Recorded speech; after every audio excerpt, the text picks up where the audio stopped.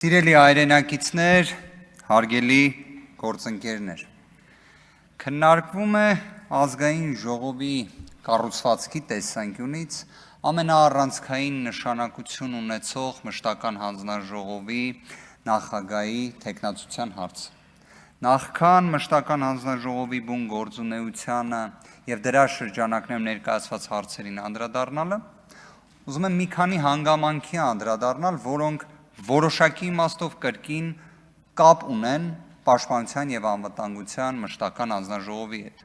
Կարծես թե մի օրինաչափություն է դարձել օգոստոսի 2-ից քննարկվում է ազգային ժողովի կառուցվածքի, ինչպես նաեւ ընտրություններին մասնակցած ուժերից Բարգավաճ Հայաստան կուսակցության ձայների խնդիրը։ Եկեք մի հատ ճշգրտում մտցնենք, որ հնարավոր է մեր հայրենակիցները պատգամավորներից մեկի դիրքորոշումը լսելիս պատկերացնեն, որ այսպես ասած ինչ-որ մասշտաբային անհամապատասխանություններ կան, մեկնաբանման տիրույթում հարցեր կան եւ այլն, խոսքը գնում է 135 ձայնի մասին։ 135 ձայնի մասին, որը Բարգավաճ Հայաստան կուսակցությունը ստացել է։ Այսինքն ստացել է ընդհանուր առմամբ 58000 գումարած 135-է, ուղղակի Կենտրոնական ընտրական հանձնաժողովը երկու ընտրական տեղամասի արդյունքները անվավեր ճանաչելով հանեց այդ 135-ը եւ ինչպես շատ ճիշտ պատգամավորը նշում էր, վերածեց այն անճշտության։ Արդյունքում ստացվում է ժողովուրդը իր իշխանությունը իրացնելով տվել է այդ քվեն, բայց այդ քվեն վերցվել է։ Այստեղ ինչ կարևոր ու հետաքրքիր հարցել կա։ Ընտրատարածքային ընտրական հանձնաժողովը այդ երկու ընտրական տեղամասերում քննարկել է հանրության կողմից ներկայացված բողոքները,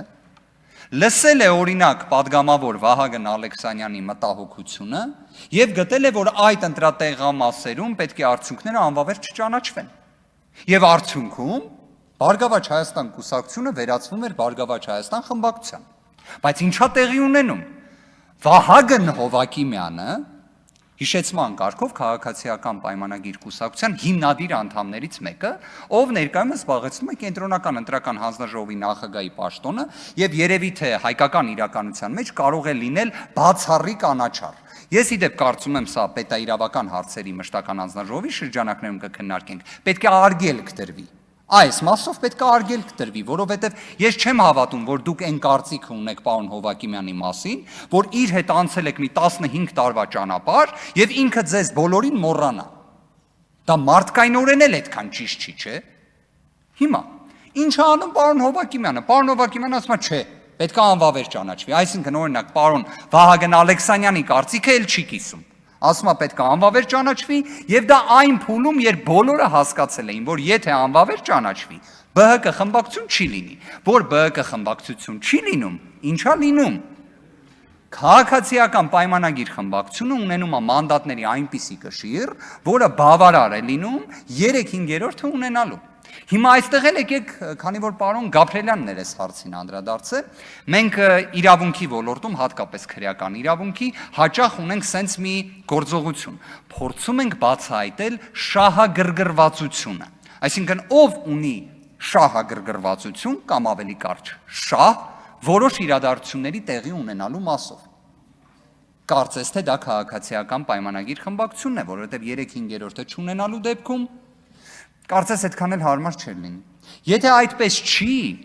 իդեպ դրա լուծումն էլ կար։ Դա մանրամասն սահմանադրական դատարանում ներկայացրել ենք, դա էլ մի այլ առիթով կքննարկենք։ Բայց հիմա դուք կմտածեք, լավ, այս պատմությունը ինչ է, ինչպես է առնչվում պաշտպանության անվտանգության մշտական հանձնաժողովի հետ։ Այս երկու ընտրական տեղամասերի արդյունքների անվավեր ճանաչելու հանգամանքը ունեցել է հիմք։ Այն վերաբերում էր զինծառայողների կողմից քվեարկությանը։ Զինծառայողների կողմից քվեարկություն, որը կազմակերպվել էր 20:00-ին հաջորդող ժամանակահատվածում։ Մի դեպքում այն տևել էր շուրջ 4 ժամ, մեկ այլ դեպքում այն տևել էր շուրջ 2 ժամ։ Արդյոք այստեղ խախտում կա, թե ոչ։ Եկեք հիմա դա դնենք մի կողմ։ Կարծում եմ դրա վերաբերյալ առնվազն հրապարակավ բազմաթիվ անգամներ անդրադարձ կատարել ենք։ Բայց ով է չակերտներում կամ առանց չակերտների մեղավորը, երբ զինծառայողները իրենց ընտրելու իրավունքը իրացնում են այդ ժամին։ պետությունը։ Արդյոք մենք չենք կարող գալ այն օբյեկտիվ հետևության, որ պետությունը փաստացի ունենում է միշտ իր գրպանում մի միջոց ընտրական տեղամասի արդյունքների անվավեր ճանաչման։ Ցանկացած պահի, այսինքն դա ունենում է որպես մի ապահովագրման մեխանիզմ։ Ուշ ժամի ներկայանան, որ երբ հետո պետք լինի, ընտրատարածքային օրինակ չճանաչի անվավեր, ԿԸՀ-ն ճանաչի։ Արդյոք տենց չի ստացվում, այս օրինակը արդյոք դրա մասին չի, արդյոք այս ռիսկի մասին չի, հիմա ոնց պետք է լուծվի զինծառայողների ընտրելու իրավունքը։ Իդեպ այնպես լուծվի, որ իրենց ընտրելու իրավունքի ամենակարևոր բաղադրիչը ազատ կամքը երաշխավորվի։ Ես անկեղծ եմ ասում, ես գտնում եմ սա ոչ թե նոր խնդիր է, սա այո, տևական ժամանակ առկա խնդիր է,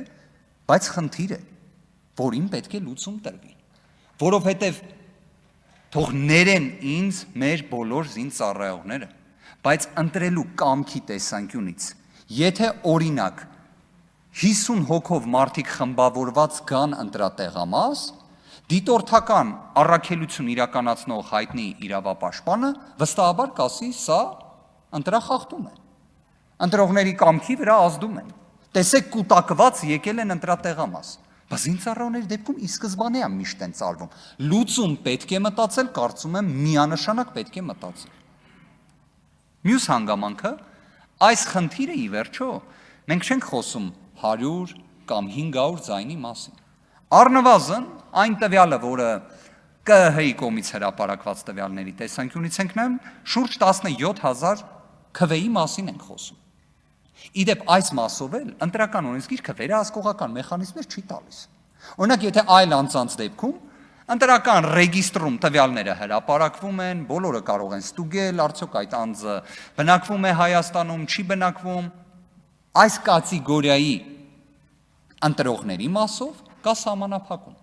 այսպես ասած գաղտնի ցուցակների։ Սա խնդիր է ընդհանուր ընտրության հավասարության տեսանկյունից եւ այլն, կարծում եմ միանշանակ։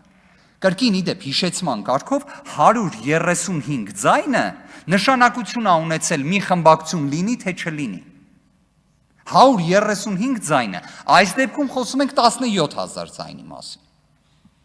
Ընդհանուր առմամբ պաշտպանության եւ անվտանգության հարցերի մշտական հանձնաժողովի կոնտեքստում հիմնականում խոսվում է զինված ուժերի մասին, բայց այս մշտական հանձնաժողովը իր մեջ ներառում է թե ազգային անվտանգության ծառայության, թե նաեւ ներքին գործերի նախարարությանը ազգային ժողովի խորհրդարանական վերահսկողության տեսանկյունից եւ ելույթի շրջանակներում որպես հարցադրումներ, որոնց կարող է նաեւ նախագահի տեխնացուն անդրադարձ կատարի իր ելույթով, կարծում եմ կներկայացնեն երկուս։ Ազգային անվտանգության ծառայությունը արդյոք չպետք է իր կառուցվածքում բոլոր դեպքերում ունենար արտաքին հետախուզության ծառայությունը, թե ինքնին դրա որպես առանձին մարմին ձևավորումը, այսպես ասած ծայրահեղ անհրաժեշտություն էր։ Ի վերջո ազգային անվտանգության ծառայությունը ինստիտուցիոնալ իմաստով առավել քան ձևավորված կառույց է։ Արտաքին հետախուզության ծառայությունը, որը նոր է ստեղծվել, դե ինչպես նշեցինք, նոր է ստեղծվել։ Արդյոք այն մարտահրավերները, որոնք կան Հայաստանի Հանրապետության առջև, համաչափ են նրան, որ նշված լիազորությունը վերապահվի նոր ստեղծված մի մարմնի, որի ստեղծման անհրաժեշտությունը բավարար հստակ չէր։ Երկրորդ հանգամանքը դա ազգային անվտանգության ծառայության քննչական մարմինն էր, քննչական դեպարտամենտը։ Արդյոք ճիշտ էր այն տրոհել եւ նախատեսել քննչական կոմիտեի կառուցվածքում, թե պետք է կրկին վերադառնալ այն մոդելին, որը կար։ Իդեպ ինքս սրա վերաբերյալ միանշանակ դիրքորոշում չունեմ, բայց առնվազն գիտեմ, որ դեռևս նշվածը մասնագիտական հանրությունում քննարկվում է, եւ եթե դիտարկենք քննչական կոմիտեի հանրային ընկալելիության վստահության տեսանկյունից վերջին ժամանակաշրջանում այն քննադատությունը, որը ստանում է, ընդհանուր մինչեւ նաեւ մարդու իրավունքների պաշտպանի կողմից, կարծում եմ սա եւս մի հանգամանք է, որը խոսում է, որ միգուցե քննչական կոմիտեն իր կառուցվածքի լիազորությունների տեսանկյունից մի ինչ-որ սխալ ուղղությամբ է գնում։ Բայց սա արդեն պետաիրավական հարցերի մշտական հանձնաժողովի շրջանակներում կքննարկվի եւ ներքին գործերի նախարարության կամ հենց ոստիկանության լիազորությունների տեսանկյունից առնվազն կարծում եմ հանձնաժողովը եւ հանձնաժողովի անդամները պետք է գնահատեն հասարակական կարգի հանրային, այսպես ասած, առողջության տեսանկյունից իրավիճակը, որը կատարվում է եւ տեղի ունենում Հայաստանում, հատկապես Երևան քաղաքում։ Շնորհակալ եմ։